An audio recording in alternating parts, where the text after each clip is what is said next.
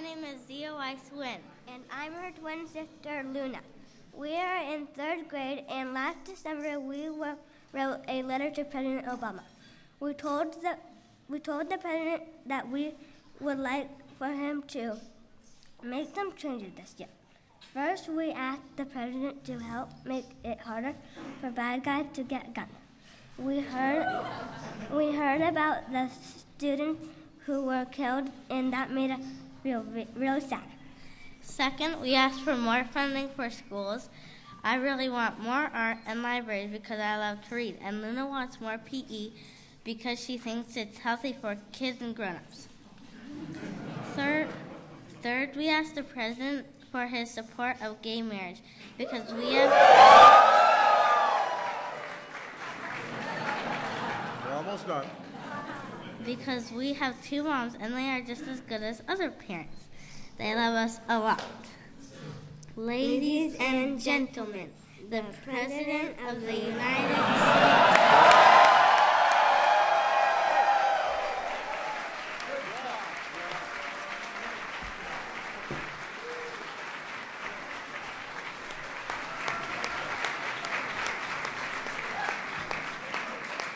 All right.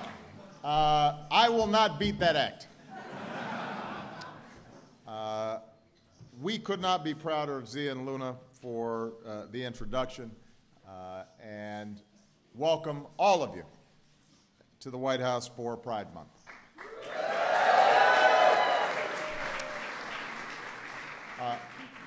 Zia and Luna are here with their moms, and also, I think, with Grandma and Grandpa, correct?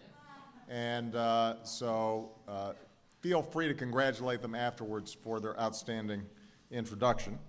There are a few other folks who don't have the same star wattage that I want to acknowledge. First of all, my Vice President, Joe Biden.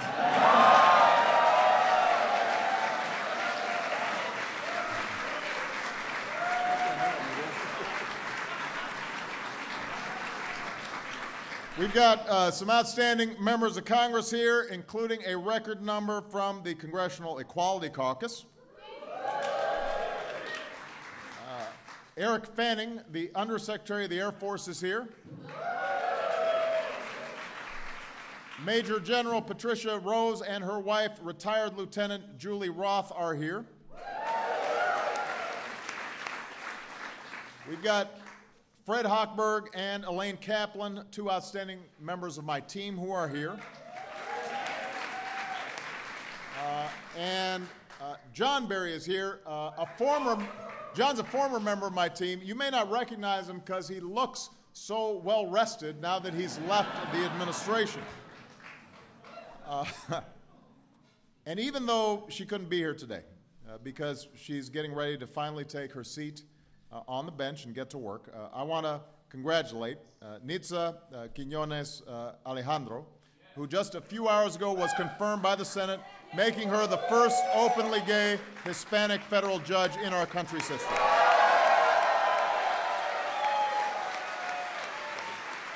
Good news.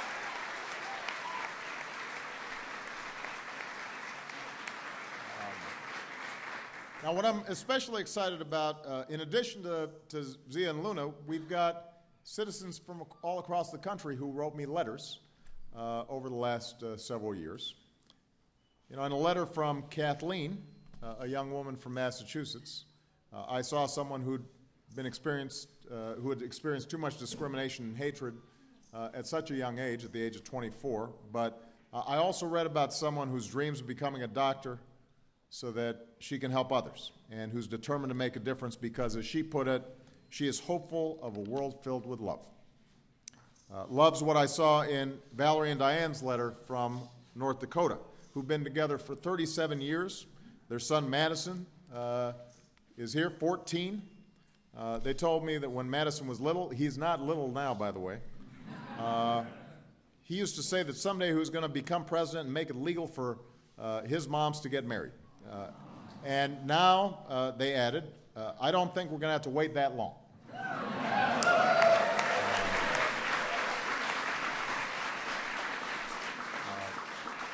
Madison, I agree with you that it's time. I agree that you should run for president. Does that include Joe? I agree too. And I agree that we're not going to have to wait that long, because from Minnesota to Maryland, from the United States Senate to the NBA, it's clear we're reaching a turning point.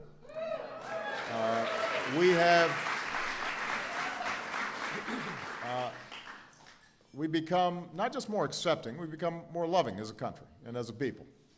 Hearts and minds change with time. Laws do too.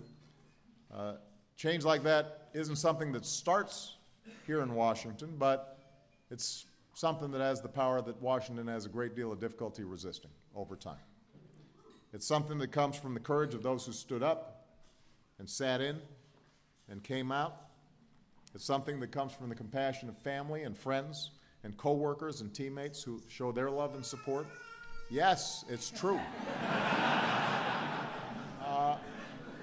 And it's something that can be traced back to our Declaration of Independence, the fundamental principle that all of us are created equal. And as I said in my inaugural address, if we truly are created equal, then surely the love we commit to one another must be equal as well. And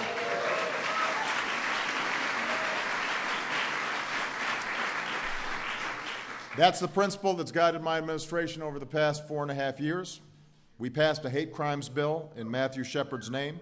We lifted the HIV entry ban, released the first national HIV/AIDS strategy. We strengthened the Violence Against Women Act to protect LGBT victims.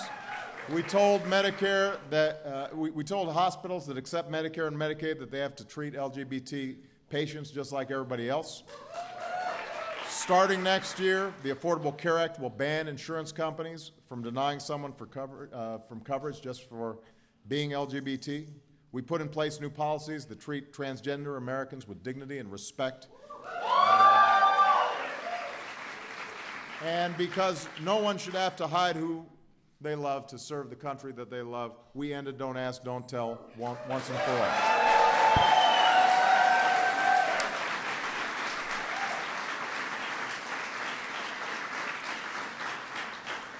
But part of the reason we're here is because we know we're not done yet. When Zia and Luna wrote me last December, they told me they would have voted for me if they could have. Thanks, guys. They also laid out quite an agenda. I hope Congress is listening to them. But I want them and all of you to know that I'm not giving up the fight to keep our kids safe from gun violence.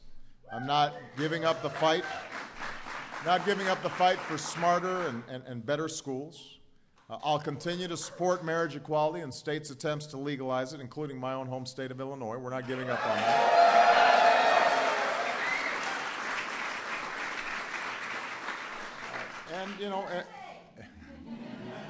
And as we saw earlier this year with the gun safety debate, sometimes this stuff takes time, and it's frustrating.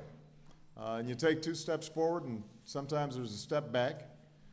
But I deeply believe in something that Martin Luther King Jr. said often, and that is that the arc of the moral universe is long, but it bends towards justice. Eventually, America gets it right. Now, that doesn't mean we can be patient. We know from our own history that change happens because people push to make it happen. We've got to do the hard work of educating others, showing empathy to others, changing hearts and minds. And when we do that, then change occurs. It doesn't come always as quickly as we like, but progress comes. We've got to keep pushing. We've got to make access to health care more available and affordable for folks living with HIV. We've got to implement the protections in the Affordable Care Act. We've got to keep making our classrooms and our neighborhoods safe for all of our young people. And I agree with Susan, a PFLAG mom from Ohio. We've got to end LGBT discrimination in the places where we work. Susan wrote me and said, if I have a concern, it is that there's so many LGBT men and women who contribute to the wealth and growth of our nation, but they're still not protected from harassment in the workplace. And I share that concern. In 34 states, you can be fired just because of who you are or who you love. That's wrong. We've got to change it. There's a bipartisan bill moving forward in the Senate that would ban discrimination against all LGBT Americans in the workplace now and forever. We need to get that passed. I want to sign that bill. We need to get it done now.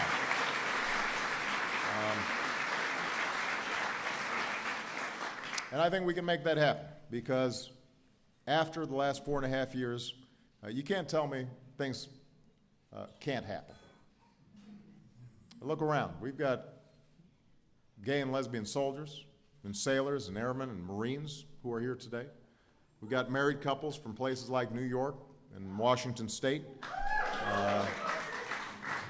You've got a couple of guys here on stage who I don't think anybody in their high schools thought would be the president, the vice president of the United States. So don't tell me that things can't happen when we put our minds to them. The genius of America is that America can change, and people who love this country can change it. And that's what we're called to do. And I hope that when we gather here next year and the year after that, we'll be able to say with pride and confidence that together we've made our fellow citizens a little more free, we've made this country a little more equal, we've made our world a little more full of love. So thank you very much, everybody. God bless you. God bless America. Enjoy the party.